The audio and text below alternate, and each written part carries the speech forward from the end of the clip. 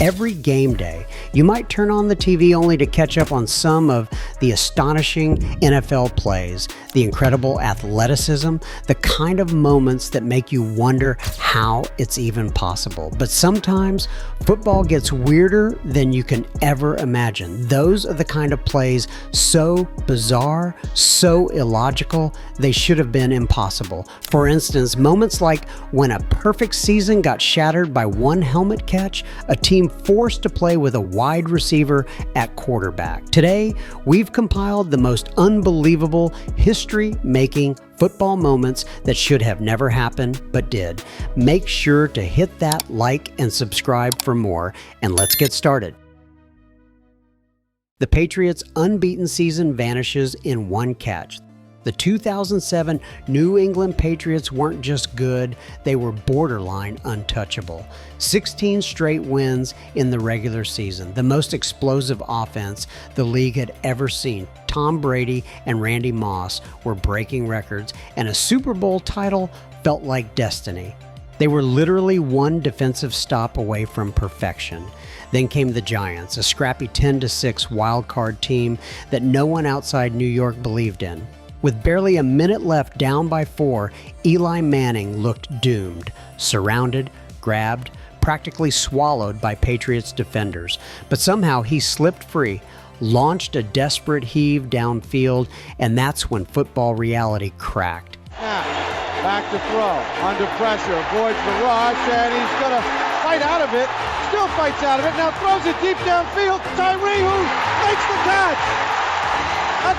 David Tyree, the guy who barely saw the ball all season, leapt up and somehow glued the football to his helmet.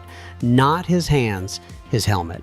32 yards of pure disbelief later, the Giants had life. One drive, one play, and the Patriots' perfect season was erased like it never existed.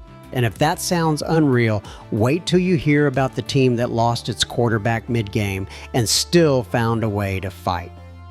The practice squad receiver forced to play quarterback. This wasn't some underdog fairy tale. It was a straight-up NFL nightmare. Just think of it. The 2020 Denver Broncos, all 4 quarterbacks wiped out in one shot thanks to COVID protocols. No backups, no emergency signing, no miracle call-up. The league basically said, "Bucku, tough luck."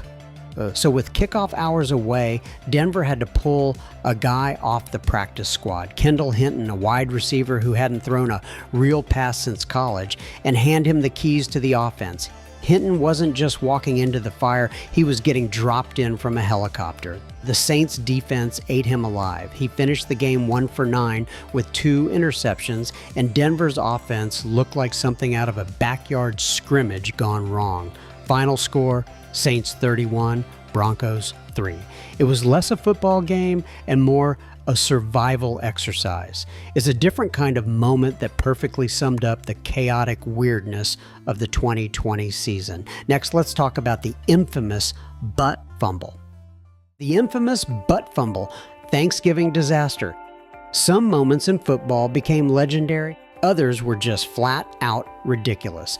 The butt fumble was both. Thanksgiving 2012. Jets versus Patriots, and things were already ugly for New York. Down 14-0, Mark Sanchez dropped back, clearly confused about what the play even was. Instead of handing it off, he tried to make anything happen. What he made was history. He sprinted straight into the rear end of his own lineman, Brandon Moore, at full force. The collision looked like a cartoon. Helmet met backside, the ball popped loose, and Patriots safety Steve Gregory scooped it up for an easy touchdown. The stadium erupted in disbelief. The Jets completely unraveled, giving up 21 points in just 52 seconds. The play was replayed endlessly, dissected mercilessly, and memed into eternity. ESPN eventually had to retire it from their not top 10 list because it kept winning every single week.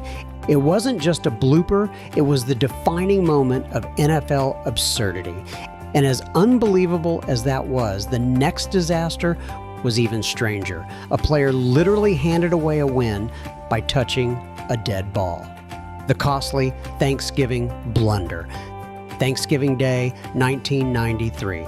Snow was swirling over Texas Stadium as the Cowboys looked ready to grind out a 14-13 win over the Miami Dolphins. One final play stood between Dallas and victory. A desperate field goal attempt by Miami. The snap, the kick, blocked. Cowboys lineman Jimmy Jones got a hand on it. Game over, right? All Dallas had to do was nothing. Just let the ball lie in the snow and celebrate.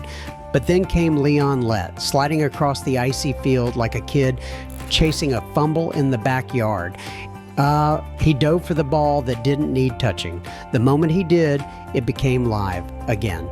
The Dolphins, stunned but ready, pounced on it at the 1-yard line. Seconds later, Miami drilled an easy chip shot field goal to steal a 16-14 win. It was one of the most baffling, heartbreaking finishes in NFL history. A masterclass in how to lose a game you'd already won. And if that blunder felt unreal, the next miracle redefined impossible: the Immaculate Reception. Some plays don't just win games, they make history. The 1972 AFC Divisional Playoff was supposed to be another heartbreak for the Pittsburgh Steelers, a team long buried under decades of mediocrity. Down 7-6 to the Raiders with 22 seconds left, they faced 4th and 10 and almost certain elimination. Terry Bradshaw dropped back, dodged pressure, and fired a desperate pass over the middle. It ricocheted wildly off Raiders safety Jack Tatum. Game over, right? Not quite. Out of nowhere, rookie running back Franco Harris appeared like destiny in motion. He snatched the ball inches from the turf, barely surviving gravity, and sprinted untouched into the end zone. The crowd exploded. The referees hesitated. The Raiders protested. They swore the ball had hit fullback Frenchie Fuqua first, which, by the rules then, would have nullified the play. After an agonizing delay and a call to the league office, the touchdown stood. That single impossible play didn't just win a game, it transformed an entire franchise. And for every miracle like that, there's a nightmare born from pure carelessness. The infamous miracle in the Meadowlands. The miracle in the Meadowlands that changed everything. It was the ultimate late-game choke, a moment of pure, unadulterated madness. Few plays in NFL history flipped a franchise's fate and the entire sport like this one. In 1978, the New York Giants had the Philadelphia Eagles right where they wanted them, up 17-12 with less than 30 seconds on the clock. The Eagles were out of timeouts, and all the Giants had to do was run a simple, harmless victory formation play. But quarterback Joe Pisarcik, for reasons that still make fans scratch their heads, tried a handoff to running back Larry Tsonka. It was an unmitigated disaster. The ball was fumbled, and Eagles defender Herman Edwards scooped it up on the dead run, racing 29 yards to score the game-winning touchdown. It wasn't just a loss. It was a humiliating, franchise-altering moment that birthed the modern-day taking a knee play. They literally created a new way to end games just because the Giants couldn't handle the simplest situation. The consequences were swift. The offensive coordinator was fired the next day, and Eagles fans got to celebrate one of the most unbelievable upsets in NFL history. Speaking of unbelievable blunders, sometimes they happened when a defender thought he had the game won, only to learn the hard way that it wasn't over until it was over. A defender's premature celebration costs a Super Bowl. Sometimes the most shocking moments in football aren't born from bad luck. They're born from overthinking. You wanted a defender's premature celebration, but the actual moment we're talking about is even more insane. The time a head coach made a play call so bad it cost his team the Super Bowl. We're talking Super Bowl 49. The Seattle Seahawks, the defending champs, were at the 1-yard line against the Patriots. They had Marshawn Lynch beast mode, arguably the most powerful runner in the league in their backfield. He had already torn up the Patriots defense, and handing the ball to him was a guaranteed touchdown. But Seahawks head coach Pete Carroll, in a moment of historic hubris, called for a pass. Quarterback Russell Wilson threw a slant, and Patriots rookie cornerback Malcolm Butler, who had studied the play in practice, jumped the route and picked it off. The interception sealed the Super Bowl for New England, crushing the Seahawks and cementing Carroll's place in coaching infamy. It wasn't a celebration that cost them the game. It was an act of tactical overthinking, so baffling, so illogical, that it should have been impossible. It remains one of the most unbelievable play calls in Super Bowl history. The catch two and the touchdown that shouldn't have been. You thought the original catch was wild? Wait for the sequel. In the 1999 NFC wildcard game, the 49ers and Packers were locked in another intense playoff battle. For much of the game, 49ers receiver Terrell Owens was having a nightmare, dropping passes and making mistakes. The Packers took a late lead, and with 8 seconds left, the 49ers were staring at elimination. Quarterback Steve Young, under heavy pressure and almost sacked, threw a desperate pass into the end zone. It wasn't pretty, a wobbling prayer into a sea of defenders. But Owens, haunted by his earlier mistakes, somehow managed to climb over 2 Packers defenders, snag the ball, and hang on for the game-winning touchdown as he was slammed to the turf. The play was a chaotic, impossible redemption story. The receiver who couldn't catch a ball all game made the most important grab of his career, stunning the Packers and keeping the 49ers season alive.